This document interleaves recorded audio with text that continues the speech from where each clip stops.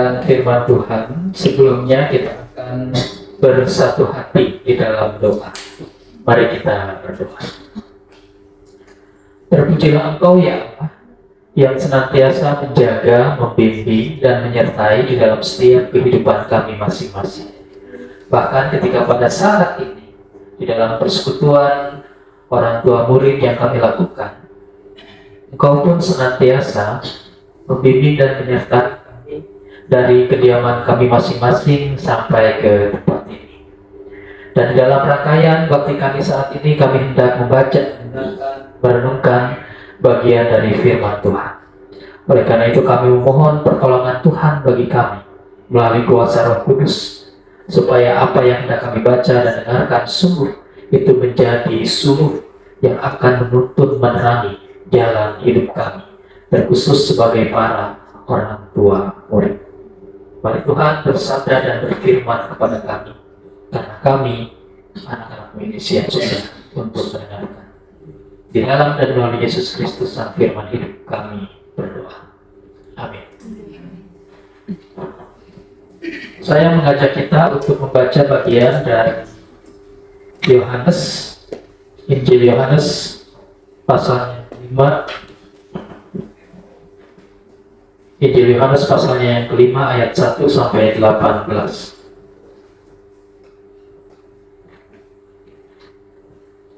Saya bacakan bagi kita sekalian. Sesudah itu, ada hari raya orang Yahudi, dan Yesus berangkat ke Yerusalem. Di Yerusalem, dekat pintu gerbang domba, ada sebuah kolam yang dalam bahasa Ibrani disebut Bethesda. Ada 5 serambinya, dan di serambi-serambi itu berbaring sejumlah besar orang sakit, orang-orang buta, orang-orang pimpang, dan orang-orang lumpuh. Mereka menantikan guncangan air kolam itu, sebab sewaktu-waktu turun malaikat Tuhan ke kolam itu dan mengguncangkan air itu. Siapa saja yang pertama masuk ke dalamnya sesudah guncangan air itu menjadi sembuh, apapun penyakitnya. Di situ ada seorang yang sudah 38 tahun lamanya sakit. Ketika Yesus melihat orang itu berbaring di situ, dan karena ia tahu bahwa ia telah lama dalam keadaan itu, berkatalah ia kepadanya, "Maukah engkau sembuh?" Jawab orang sakit itu kepadanya, "Tuhan, aku tidak punya siapa-siapa untuk menurunkan aku ke dalam kolam itu ketika airnya mulai terguncang. Dan sementara aku menuju ke kolam itu, orang lain sudah turun mendahului aku." Kata Yesus kepadanya, "Bangunlah, angkatlah tikarmu, dan berjalanlah." Pada saat itu juga sembuhlah orang itu, lalu ia mengangkat tikarnya dan berjalan. Hari itu hari Sabat. Karena itu para pemuka Yahudi berkata kepada orang yang baru sembuh itu, "Hari ini hari Sabat dan engkau tidak boleh mengangkat tikarmu." Tetapi ia menjawab mereka, "Orang yang telah menyembuhkan aku, Dia yang mengatakan kepadaku, angkatlah tikarmu dan berjalanlah." Mereka bertanya kepadanya, "Siapakah orang itu yang berkata kepadamu, angkatlah tikarmu dan berjalanlah?" Namun orang yang baru disembuhkan itu tidak tahu siapa orang itu, sebab Yesus telah menghilang ke tengah-tengah orang banyak di tempat itu. Kemudian Yesus bertemu dengan dia dalam bait Allah, lalu berkata kepadanya, "Ingat, engkau telah sembuh. Jangan berbuat dosa lagi, supaya jangan terjadi yang lebih buruk lagi padamu." Orang itu keluar lalu menceritakan kepada para pemuka Yahudi bahwa Yesuslah yang telah menyembuhkan dia. Karena itu para pemuka Yahudi berusaha menganiaya Yesus, karena ia melakukan hal-hal itu pada hari Sabat. Namun, ia berkata kepada mereka, "Bapakku bekerja sampai sekarang, dan aku pun bekerja." So itu para pemuka Yahudi makin berusaha untuk membunuhnya. Bukan saja karena ia melanggar peraturan Sabat, tetapi juga karena ia mengatakan bahwa Allah adalah Bapanya sendiri, dan dengan demikian menyamakan dirinya dengan Allah. Demikianlah firman Tuhan, dan yang berbahagia ialah kita yang bukan hanya bersedia membaca, tapi dapat mendengarkan, merenungkan, memelihara, dan memperlakukan firman Tuhan dalam kehidupan sehari-hari. Selamat pagi Bapak, bahkan kebiasaan ya. Biasanya ada Bapak Ibu, sekarang selamat pagi Ibu-Ibu sekalian. Dan adik yang ya, karena ada anak juga.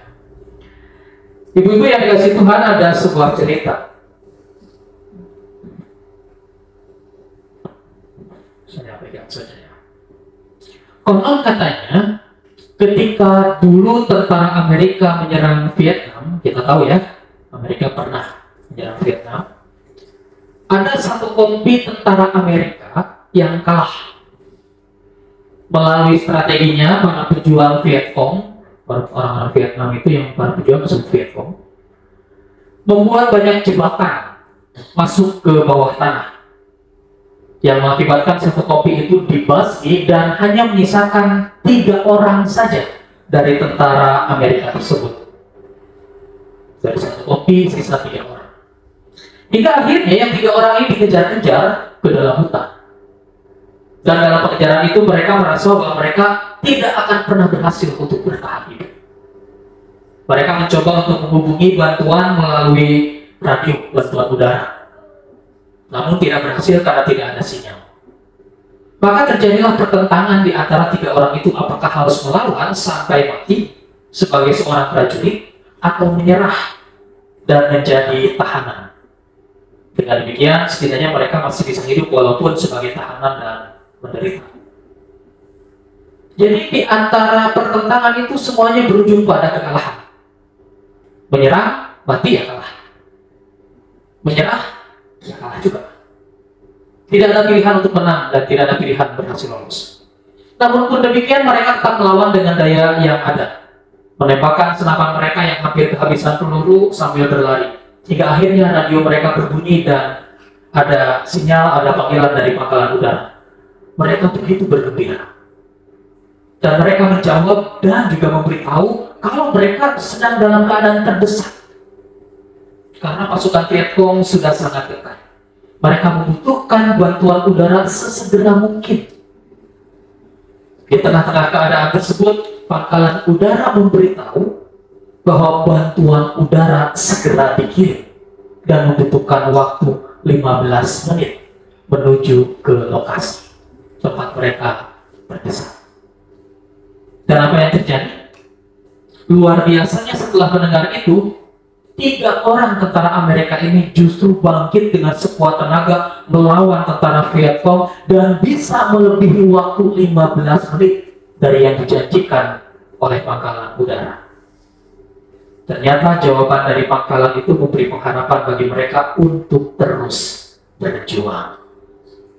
Memberikan semangat baru bagi mereka yang telah kehilangan harapan untuk terus berjuang hingga mereka berhasil diselamatkan. Itu ceritanya. Ya ibu-ibu yang dikasih Tuhan, mungkin itu hanya sebuah cerita terlepas dari benar atau tidaknya cerita itu. Tapi bukankah betul bahwa tidak ada orang yang terlepas dari permasalahan hidup sehingga mengakibatkan orang tersebut merasa putus asa dan takut? Ya kan?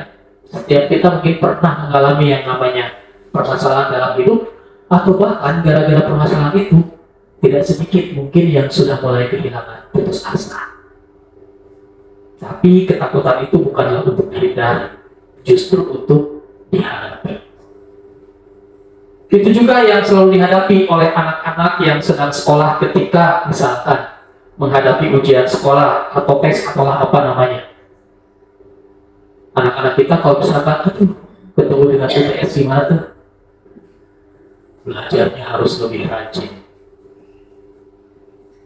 Bukan hanya berpikir belajar harus lebih rajin. Tesnya minggu depan, sieuna ayeuna. Mestinya dari sekarang. Sebelum berhadapan dengan soal-soal itu sudah takut dulu, nanti gimana ya? Nanti kalau kiranya jelek gimana mah? Kalau nanti gak naik kelas gimana? Wah, anak stres, emaknya ikutan stres. Apalagi kalau sampai nanti kalau udah di sekolah duduk lihat soal terus gak bisa ngerjain gimana? Gak pernah tahu kan soal seperti apa. Gak pernah ada bocoran lagi. Tapi pas kita berhadapan dengan soal yang mau gak mau harus dikerjakan. Itu ketakutan yang dialami oleh anak-anak yang sekolah, termasuk saya dulu, termasuk ibu-ibu dulu. Zaman dulu atau zaman saya namanya EBTANAS tuh, kalau kelas 6. Evaluasi belajar tahap akhir nasional. Gitu. Mau naik ke SMP, NEM-nya harus sekian. Kalau itu favorit. Soalnya dari negara. Nah, guru-gurunya waktu itu yakin gak sih ngasih pelajaran kepada anak-anak yang soalnya pasti sesuai dengan soal EBTANAS dari negara? Gak yakin juga.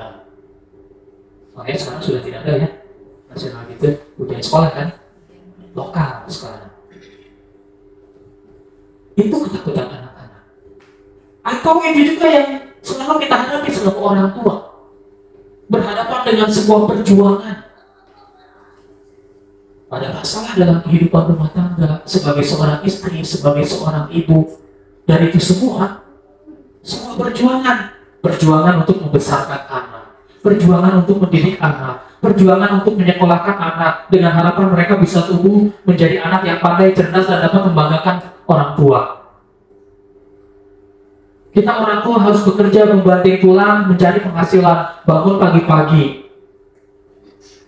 Bagi yang bekerja, ibu rumah tangga yang tidak bekerja, misalkan bangun pagi-pagi, nyiapin baju, makanan atau bekal, berangkat pagi-pagi antar, bahkan ada yang rela nungguin anak di sekolah ketika anak masih TK.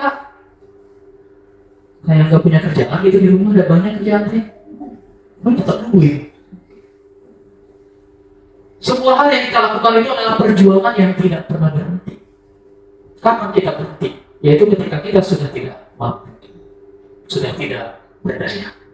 Selama kita masih berdaya, itulah perjuangan kehidupan kita.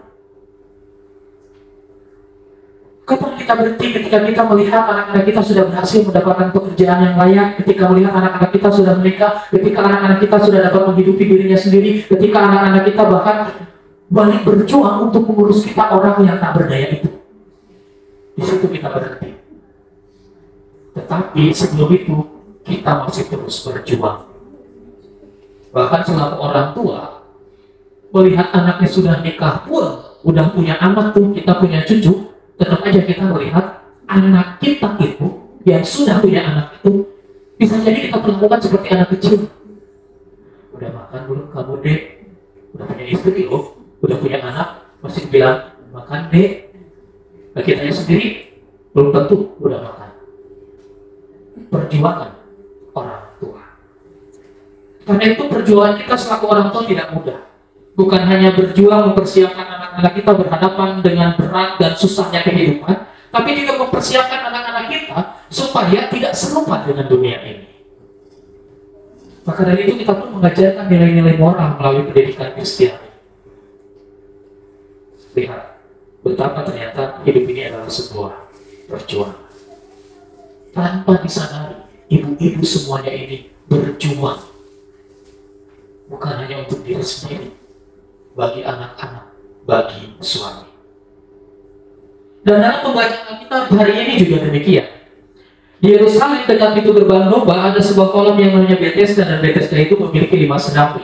Di serambi-serambi itu berbaring banyak orang sakit, orang buta, orang timpang, orang lumpuh, dan sebagainya. Dan di sana mereka menantikan goncangan air kolam. Kalau kita berkata Allah membuat aturan main di sana yang luar biasa dengan akal manusia yang terbatas dan sulit untuk memahaminya. Aturan itu adalah barang siapa yang lebih dahulu masuk ke dalam kolam itu ketika airnya bergoncang, maka disitulah ada kesembuhan.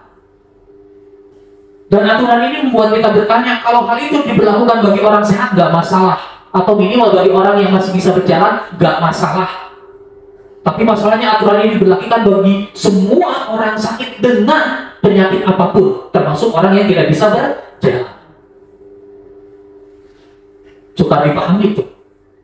Lah untuk masuk ke sana pakai apa? Pakai kaki walaupun harus meloncat. Yang nggak punya kaki, yang nggak bisa. Pilek, pusing, wah goncang bisa lari itu. Walaupun nabrak-nabrak nggak tahu lah gitu ya. Bagi yang lumpuh, nggak bisa gitu. Namun itulah aturan lainnya. Dan satu prinsip yang sangat menonjol bagi kita di sini adalah bahwa prinsipnya Orang-orang yang mau sembuh itu adalah orang-orang yang berjuang. Semua orang yang sakit di situ adalah mereka yang sedang berjuang untuk mendapatkan kesembuhan. Mereka semua harus berjuang sedemikian rupa agar memperoleh berkat yang sudah disediakan Tuhan melalui goncangan air itu, yaitu kesembuhan. Karena jika hanya berdiam diri dan tidak pernah mencoba bertaruh, maka seumur hidup tak pernah menyaksikan dan mengalami pertolongan Tuhan. Pertolongannya sudah ada, mau nggak untuk berjuang mendapatkan pertolongan itu? Ada banyak orang yang hanya diam saja. Yang namanya ditolong mah, kita harus pasif. Nah, pemikirannya kan seperti itu. Kalau kita mau makan, minimal, walaupun sudah ada makanan di rumah, makanannya di meja makan, tapi kita di kamar, bisa nggak kita makan kalau kita nggak nyamperin meja makan? Nah, minimal harus bangun, jalan, menuju ke meja makan. Itu hal yang sederhana. Jadi memang tidak ada alasan untuk berdiam diri. Harus tetap berjuang. Keterbatasan bukan alasan untuk berkata, ya udahlah, ini mah nasib. Ya Tuhan sudah menghendaki saya seperti ini, diterima saja. Tuhan mau kita berjuang dari keterbatasan yang ada. Agar apa? Kuasanya makin nyata bagi kita. Dan inilah prinsip itu. Walau terbatas, tetaplah berjuang agar kuasanya nyata. Nah, sekarang kita semua diajak untuk berjuang. Selaku orang tua berjuang untuk anak-anak kita, sebagaimana yang sudah saya sebutkan tadi. Repot ini itu, ya itulah perjuangan kita sebagai para orang tua. Berjuang untuk keluarga, suami kita dan anak-anak kita, berjuang untuk sanak famili kita, orang tua, adik, kakak kita, berjuang untuk gereja kita masing-masing, turut mendukung dalam memberi diri, pelayanan mungkin. Itu perjuangan-perjuangan kita. Berjuang untuk pekerjaan kita masing-masing, entah sebagai ibu rumah tangga atau pekerja di luar rumah. Itu perjuangan kita. Berjuang untuk mempertahankan dan selalu membina iman kepercayaan kita kepada Tuhan, itu juga bentuk perjuangan. Macet juga tetap datang, nggak apa-apa, telat. Gitu. Enaknya pada hujan, subuh, selimut, tarik diri, ngorok atau ngerek. Berjuang menembus kemacetan itulah perjuangan. Dan berjuang-berjuang lainnya. Hidup tidak akan pernah bisa berhenti dari yang namanya sebuah perjuangan. Dan dalam minggu-minggu prapaskah seperti sekarang ini, ternyata bukan hanya kita yang berjuang. Kalau kita mengingat masa-masa lampau, kita sekarang menyebut minggu-minggu prapaskah, dulu Yesus yang menjalani kehidupan, dan sebetulnya ketika Yesus menjalani kehidupan, ia pun sedang berjuang. Yesus sedang berjuang mempertahankan kehendak Bapa di surga. Ketika dia berdoa di Getsemani, ya Bapa, jikalau boleh cawan ini lalu daripadaku, namun kehendakmu yang terjadi, bukan kehendakku. Coba kalau Yesus tidak mau berjuang, tidak akan pernah terjadi yang namanya penderitaan, penyaliban, kematian, dan tidak akan pernah terjadi yang namanya keselamatan bagi umat manusia. Ketika Yesus berkata, jikalau boleh cawan ini lalu daripadaku, kemanusiaan Yesus itu begitu besar dan mendominasi. Karena ia gentar. Ternyata. Tetapi ia tidak berhenti. Dia tidak titik. Doanya tidak titik koma. Kehendakmu yang terjadi. Itulah perjuangannya. Kata pagi Yerusalem yang dimana mungkin wah, langitnya mau udah gelap itu tempat di mana saya mati. Gimana sih perasaan orang yang ketika tahu di mana dan kapan dia mati? Kayaknya untuk mengarah ke sana juga berat melangkah kaki. Tetapi Yesus tetap melangkahkan kakinya. Mengendarai atau menunggangi keledai masuk ke dalam Yerusalem. Itulah perjuangannya. Jika Yesus saja berjuang untuk tetap dapat menerima, bagi Yesus itu kemuliaannya. Kematiannya itu merupakan sebuah kemuliaan. Nah, bagaimana dengan kita dalam perjuangan-perjuangan kita? Ada hasil yang nanti kita tidak tahu, tetapi yakin itu adalah bagian daripada cara Tuhan untuk bisa mempermuliakan kita. Kalau tidak berjuang, kita tidak menggapainya. Untuk mengakhiri perenungan ini, kita juga dapat belajar dari seorang cadel yang ingin membeli nasi goreng yang sering mangkal di dekat rumahnya. Si cadel, "Bang, beli nasi goreng satu." "Apa?" kata si abang, ngeledek sebetulnya. "Nasi goreng, abang." "Apaan?" "Nasi goreng." Si abang, "Oh, nasi goreng," sambil ngeledek jawabnya. Sambil ditertawakan oleh pembeli yang lain dan pulanglah si cadel dengan sangat kesal. Sesampai di rumah, ia bertekad untuk melatih mengucapkan nasi goreng dengan benar, hingga akhirnya dia mampu mengucapkan dengan baik dan benar. Di hari kedua, demi memberitahu si abang itu saya bisa mengucapkan nasi goreng, dia beli lagi itu nasi goreng. 2 hari berturut-turut berarti. Dengan perasaan bangga, si cadel ingin menunjukkan dia bisa mengucapkan pesanan dengan tidak cadel. "Bang, saya mau beli nasi goreng bungkus." "Wih," kata si abang, "pakai apa?" "Pakai telur." Sedih dia. Oh, Akhirnya kembali dia berlatih mengucapkan kata telur sampai benar. Demi supaya si abang tahu saya bisa mengucapkan nasi goreng telur, hari berikutnya beli lagi dia untuk menunjukkan dia mampu. 3 hari berturut-turut. "Bang, beli nasi goreng pakai telur bungkus." "Ceplok atau dadar?" "Dadar." "Aduh." Kesel lagi dia karena sudah merasa terejek. Oke, berlatih lagi hari keempat. Dengan modal 4 hari berlatih lidah, bukan berbahasa lidah ya, berlatih lidah. Hari ini dia yakin mampu memesan dengan tanpa ditertawakan. Si cadel, "Bang, beli nasi goreng pakai telur di dadar." Wah, hebat model. Udah nggak cadel lagi. "Nih, harganya 15.000 del." Si cadel mengeluarkan uang dan menyerahkan uang 20.000 ke si abang. Namun si abang tidak memberi kembaliannya hingga si cadel bertanya, "Bang, kembaliannya?" "Oh iya, uang kamu 20 ya, harganya 15. Kembalinya berapa del?" Betul. Akhirnya disitulah kecerdasan, karena dia tidak mau ditertawakan lagi. 4 hari berturut-turut makan nasi goreng, besoknya nggak mau, "Goceng bang." Tapi tahu kan pesannya? Dia berjuang. Mungkin hanya karena ditertawakan, tetapi dia berjuang. Di saat-saat mungkin itu pun masih tidak mampu ia lakukan, ia cari alternatif supaya bisa mendapatkan tujuannya dengan bilang goceng.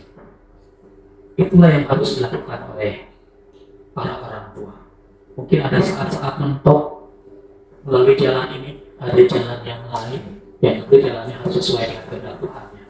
Ada jalan yang lain yang harus kita cari supaya tujuan kita tercapai. Tuhan berjuang, kita pun